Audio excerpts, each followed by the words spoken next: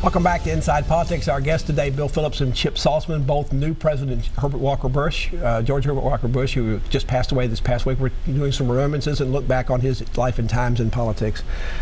Gentlemen, I think you mentioned, Chip, you thought that even though he was only in office for one term, 4 years, he was a transformational kind of president. I mean, he certainly had a lot to do in the foreign policy area. That was the fall of the Berlin Wall. It was the fall of the Iron Curtain, and he really was the first president to sort of craft a way of moving forward when the Cold War wasn't there. And Bill, that was a big change, and he did that successfully.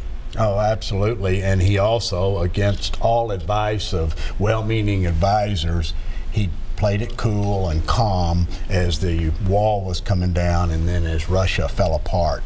He said, now is not the time to be dancing on their grave.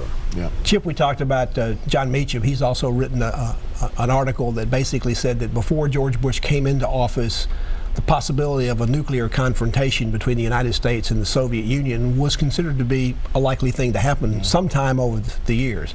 After he left office, it was considered to be inconceivable, and so far has stayed that way. That alone would be a great achievement over 4 years. Sometimes when I talk about how we decide who we're going to vote for president, I kind of frame it in, I think we truly vote for president, a person, for things we don't know, not the things we know. We know that they're pro-life or pro-choice, they're against guns, they're for guns, they're for whatever. We know those issues. We vote for that person for the things we don't know. This is one of the things that we didn't know at the time, and that we voted for President Bush to do something that we had no idea, and he's made the world a safer place for generations. Bill, he had some legislative achievements. The Americans with Disabilities Act was passed while he was there. There were changes in the Clean Air Act that also basically ended acid rain. But it was a different time and period, both in the White House and in Congress. They could come together to act on major big issues, which is a lot more difficult, it seems, these days in Washington. Well, and the American Disabilities Act is particularly interesting to me because he and Senator Dole fought a hard battle in the primary, and that was when they began to come together again.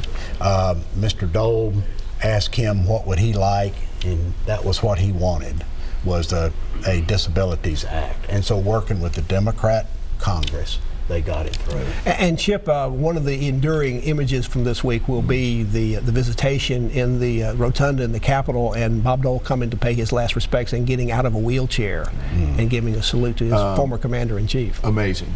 And I think anybody that watched that felt like they were in the rotunda. Probably didn't say a word in their living room as they were watching this. And we talk about how tough politics can be. Those guys had some pretty tough words over the years. And they battled back and forth, not for a cycle or two, but for 30 years.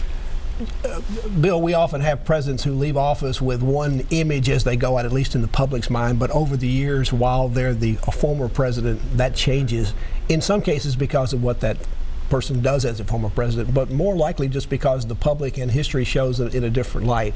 And I think that's certainly true with George Herbert Walker Bush, don't you think so? Oh, absolutely. When he went out, he and a lot of others thought he had failed, but over the years we began to recognize, and I was very pleased 2 or 3 years ago when people started talking about, well, he really, by reversing his read my lips statement, set the stage for the economic boom that we've enjoyed for years and years.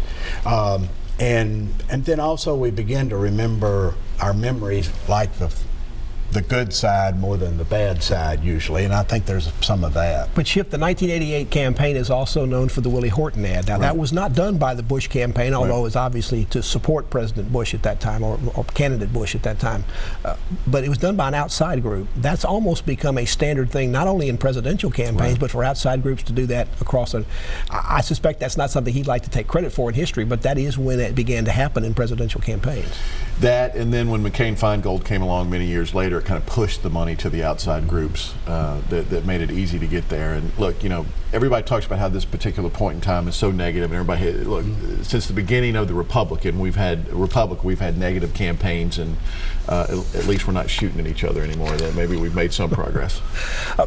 Bill, what else do you remember in the years after the convention in dealing with the president? Because he was one of those people that if you had done something for him, he never forgot about it.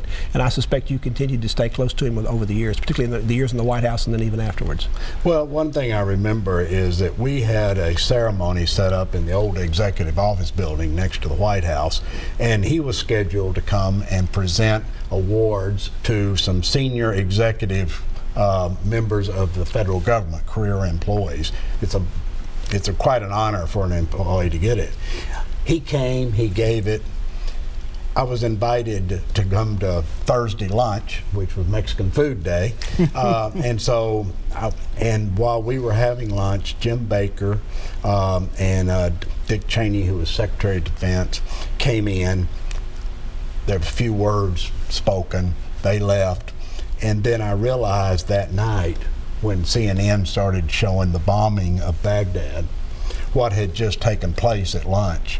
But he took the time to honor those employees, and I've always remembered his respect for the people in government that serve the public day in and day out. Bill Phillips and Chip Saltsman are our guests on Inside Politics. We're sharing stories and reminiscences about George Herbert Walker Bush, who passed away, our 41st president this past week. Back to continue our conversation after this break.